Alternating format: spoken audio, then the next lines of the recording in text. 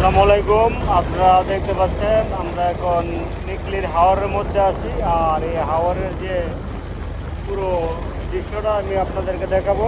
যে হাওরটা মানে দেখতে কত সুন্দর এবং এই হাওরের বিশাল দেহ আপনারা দেখতে পাচ্ছেন। আমি চতুর্দিকে আপনাদেরকে ঘুরিয়ে দেখাবো এবং আপনারা হাওরের বাতাস, যে বাতাসের শব্দ শুনতেই পাচ্ছেন মনে হয়। দেখতে পাচ্ছেন খুবই সুন্দর বিশাল বড় হাওর।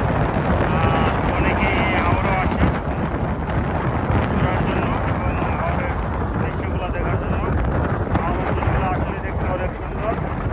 যারা আসে এবং দেখেছে তারা জিনিসটা ভালো করে জানে। হাওর অঞ্চলগুলো দেখতে কত সুন্দর লাগে এবং কি অসাধারণ দৃশ্য। হাওরের দৃশ্যগুলো আপনারা দেখতে পাচ্ছেন, মেঘলা আকাশ এবং প্রচণ্ড বাতাস আর হাওরের ঢেউ।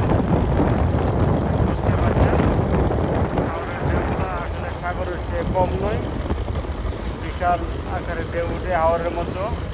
এখন বর্ষাকাল, আপনাদেরকে পুরোটা আমি ঘুরে দেখালাম।